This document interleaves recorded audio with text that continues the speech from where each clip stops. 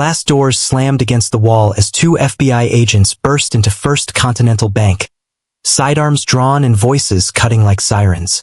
"Hands where we can see them," one barked. Tellers froze. Customers ducked. Papers fluttered to the floor like startled birds. And in the center of it all stood Marcus Holt, broad-shouldered, impeccably dressed in a charcoal suit. His hands already raised, a calm confusion in his deep brown eyes. He'd come to deposit a cashier's check. Now the red dots of laser sights quivered across his chest. Before we unravel how a routine errand spiraled into a national courtroom drama that exposed hidden prejudice, tap subscribe and hit the bell so you never miss another real-life story that reveals the truth behind the headlines. The silence inside the bank was electric, broken only by the hiss of the air conditioning. Marcus's heart pounded like a distant drum, yet his voice stayed steady. "My name is Marcus Holt," he said slowly. "I'm an FBI special agent. Badge and ID in my inside pocket. Left side. I am not armed." He kept his gaze level the way he'd been trained. One agent hesitated, eyes narrowing. The other maintained aim. "Manager, is this the man?" From behind the counter, Linda Caro, the branch manager, peeked out, pale, lips tight. "Yes, that's him," she said, her voice trembling but resolute. "He tried to pass a fraudulent check. I know what I saw." The lead agent stepped forward, tension rolling off his shoulders. "Sir, keep your hands up. We'll remove your ID." Marcus exhaled, slow and measured, as the agent retrieved the leather badge wallet.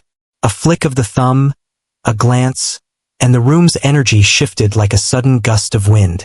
The agent's brows shot up. "Director's division," he muttered.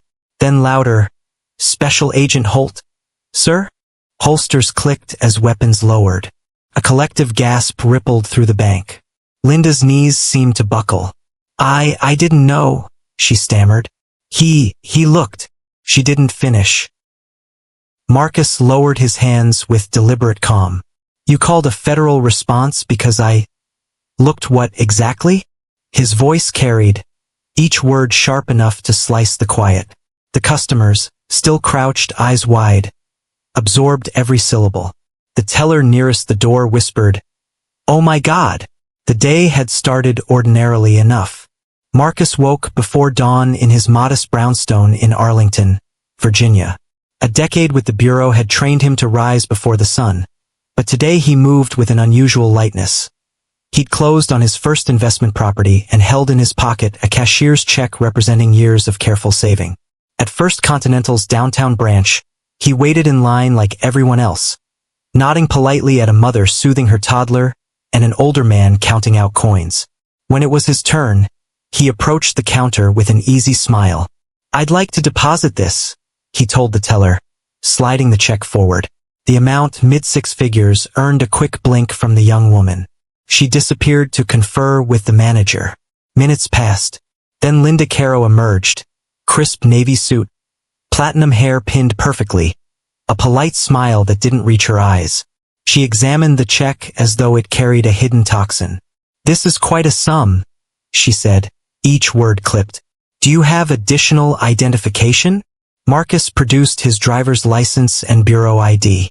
She barely glanced at them before stepping away, murmuring something to a colleague. When she returned, her smile was gone. "I'll need to make a quick verification," she said. "Please wait." He waited. 5 minutes. 10. 20. Customers came and went. Linda whispered into a phone in the corner, eyes flicking toward him again and again.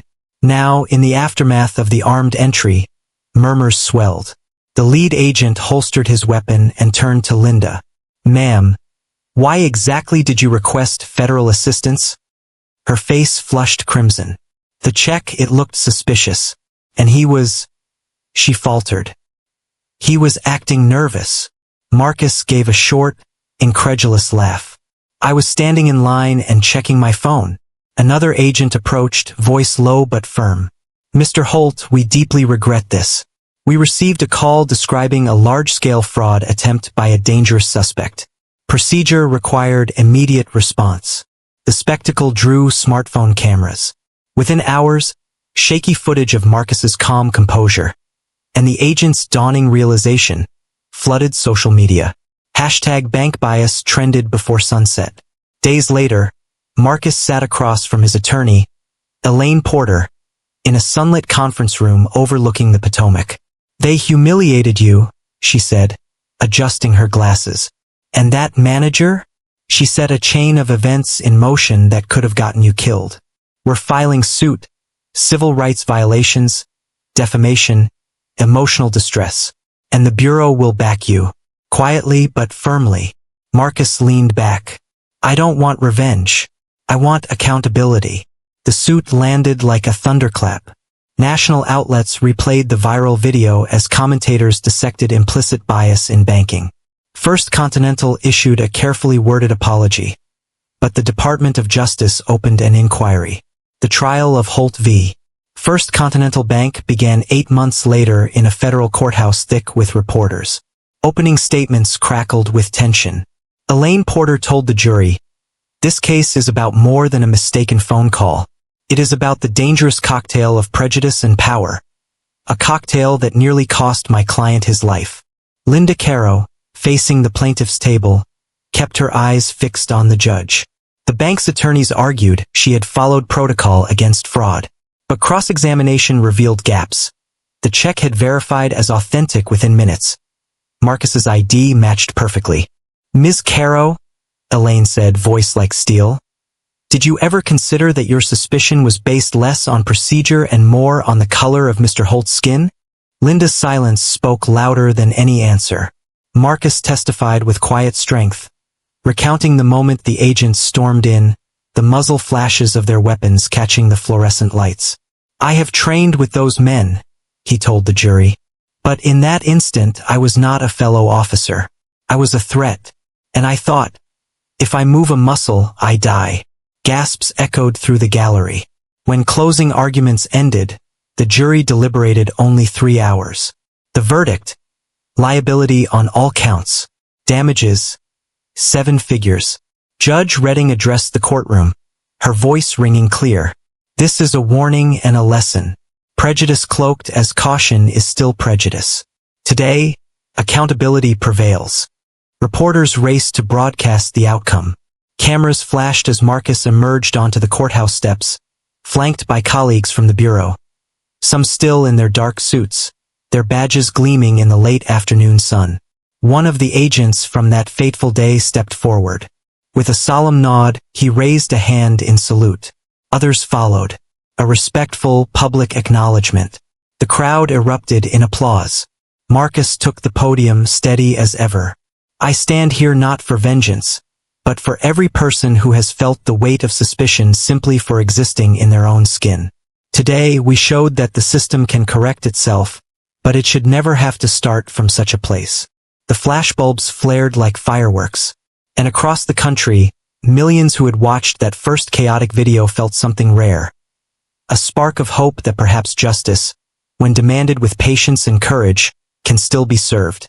If this story moved you, subscribe and share so more people see how one man's calm courage turned a moment of danger into a landmark stand for justice.